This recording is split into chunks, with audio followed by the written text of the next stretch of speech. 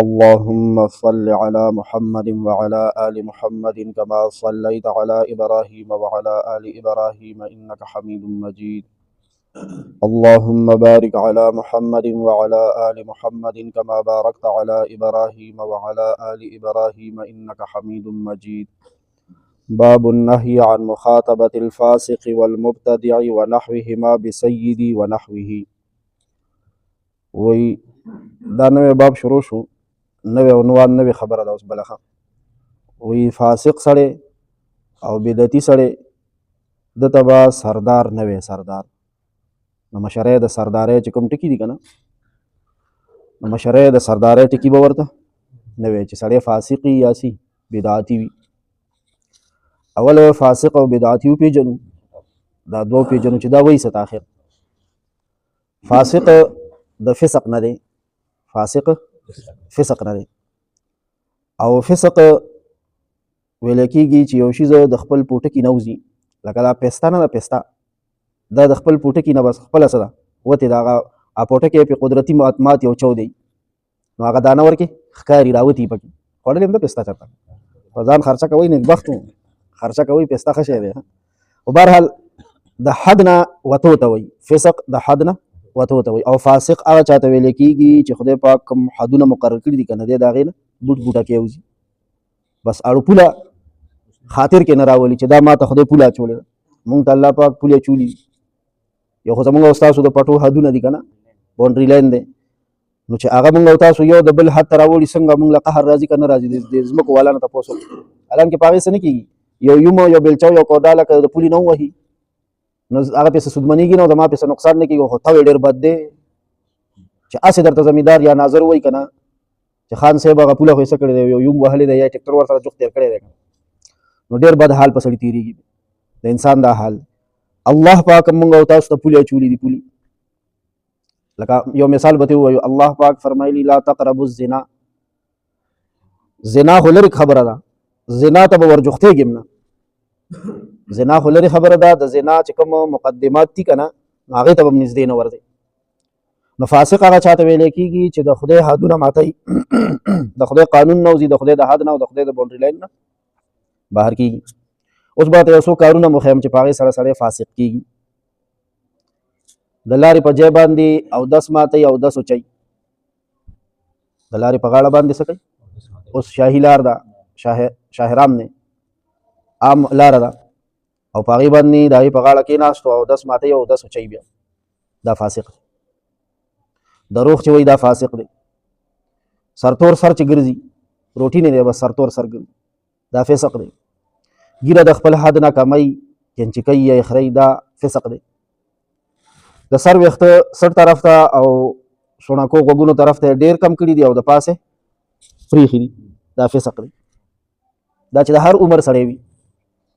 دغه شان کومه زنانه چې کولو مخ ګرځي، کوم سړی چې پنسې د ګیټو نه ښکته ساتي، کوم کس چې د بجلۍ غلا کوي، د ګیس غلا کوي، دا فسق دی. او بدعتي چاته وایي؟ د بدعت دوه جزه دي د تعریف ښه.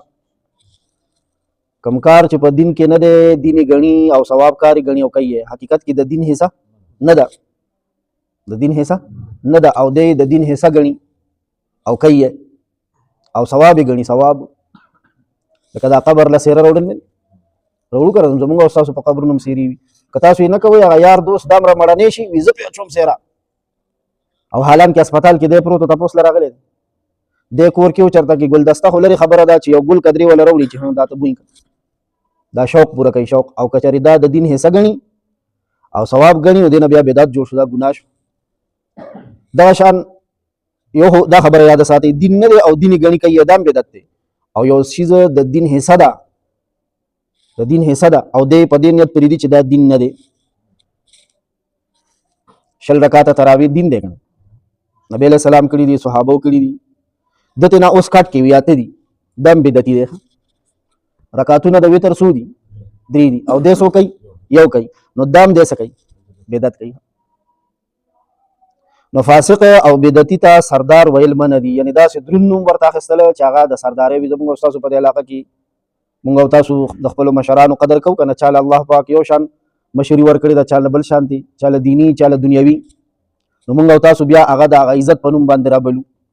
ملک صاحب، چیئرمین صاحب، ناظم صاحب، کونسلر صاحب، خان صاحب، میاں صاحب، مولوی صاحب، مولانا صاحب، مفتی صاحب، امیر صاحب، حاجی صاحب، دا درانه نمونه مونږ ګڼو کنه، دا د عزت په تور باندې اخیستل کیږي.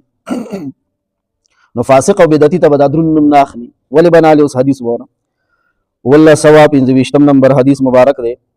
عن بریدة رضی اللہ تعالی عنہ قال، سیدنا بریدہ رضی اللہ عنہ نے روایت تے زمونږ استاد سردار سیدنا حضرت بریدہ صحابی دی.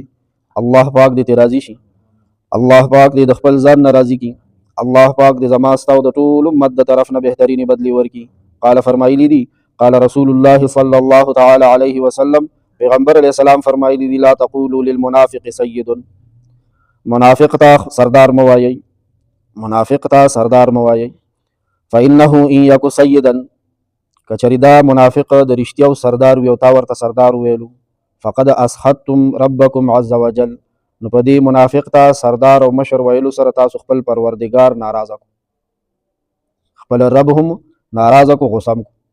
رواه ابو داود باسناد صحیح، دا حدیث امام ابو داود رحمه الله صحیح سند سره نقل کړی دی.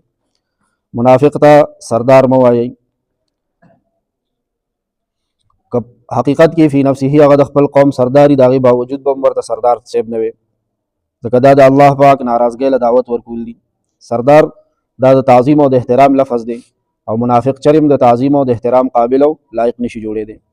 دی وجنه د دینه من راغلی د الله پاک دې موږ او تاسو په دین پوي کې او په دین دې راته عمل الله آسان کړي. یا ارحم الراحمین، یا ارحم یا ذا الجلال والاکرام. کریم صلی الله